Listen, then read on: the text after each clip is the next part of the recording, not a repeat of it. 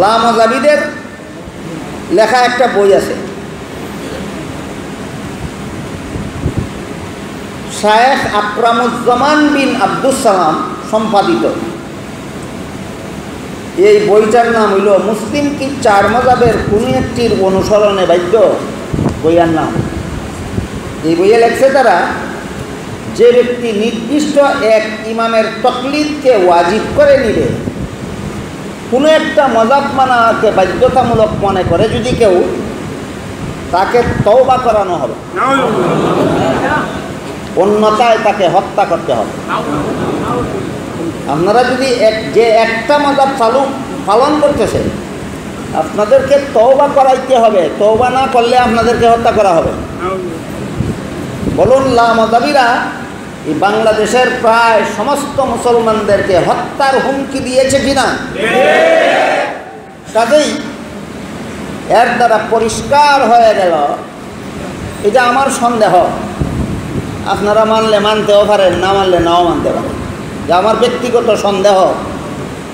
এই ঘোষণার দ্বারা, লামাজাবিদের এই ঘোষণার দ্বারা পরিষ্কার হয়ে গেল যে বাংলাদেশে যত গুম হত্যা হয়, কি হত্যা, সবগুলি লামাজাবিরা করে। প্রমাণ, আপনারা তো তওবা করছেন না, তওবা না করলেই হত্যা করতে হবে, তওবা না করলেই হত্যা করতে হবে। হানাফি মাযহাব মানার থেকে তওবা না করলেই হত্যা করতে হবে, তারা তাদের বইয়ে লেখছে কিনা?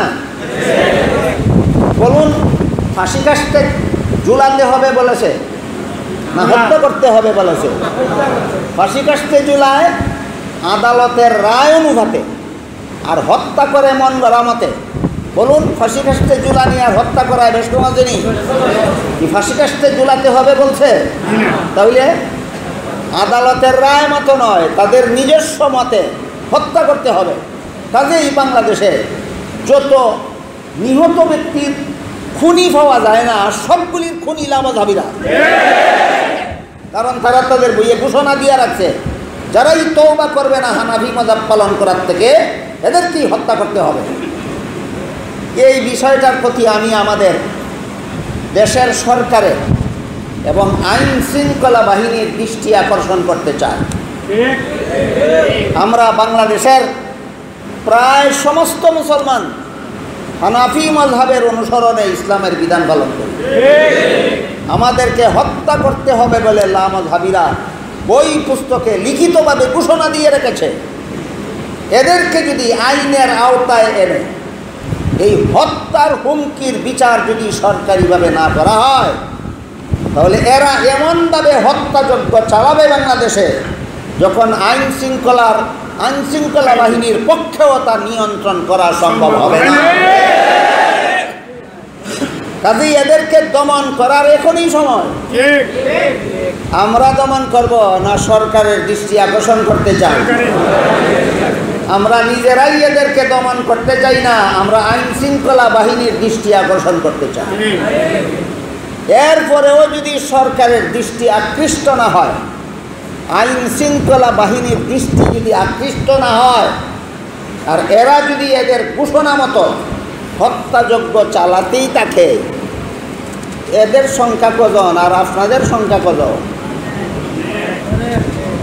এরা তো লাখের মধ্যে একজন হবে কিনা সন্দেহ। আর আপনাদের সংখ্যা তো 1,99,999। এদের একটা খুনি, এদেরকে 99,999 জন হত্যা করতে হবে না, একটা করে সিমটি দিলেও শেষ হয়ে যাবে। এই পরিস্থিতি সৃষ্টি হওয়ার আগেই এই ঘাতক দল, এই খুনি দল, খুনের খুনি দলকে এখনই সরকারের নিয়ন্ত্রণে আনা দরকার। এই খুনি দলকে এখনই আইনের আওতায় এনে আদালতে আসামির কাঠগড়ায় দাঁড় করিয়ে এদের আইনসম্মত বিচার করা দরকার। আমি আপনাদের সকলের পক্ষ থেকে আমাদের সরকারের প্রতি এই সবিনয় আবেদন জানাচ্ছি, যেহেতু এরা আমাদেরকে হত্যা করার হুমকি দিয়েছে, কাজে এখনই এদের বিচার করা দরকার।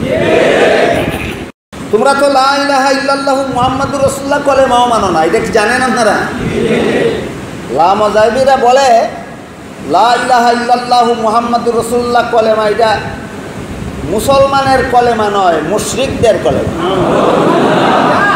সুতরাং তারাবি 8 রাকাত আর 20 রাকাতের ইখতিলাফ ওই বড় ইখতিলাফ এদের সাথে আমাদের, না কলেমা নিয়ে বড় ইখতিলাফ? মুসলমানের কলেমা আলাদা, আল্লাহ মাযহাবিদের কলেমা আলাদা। লা মাযহাবিদের কলেমা হইল শুধু লা ইলাহা ইল্লাল্লাহ, আর মুসলমানের কলেমা হইল লা ইলাহা ইল্লাল্লাহু মুহাম্মাদুর রাসূলুল্লাহ। বুঝে থাকতে বলুন, একই কলেমায় বিশ্বাসী মুসলমান এবং লা মাযহাবি, ভিন্ন ভিন্ন কলেমা, ভিন্ন ভিন্ন।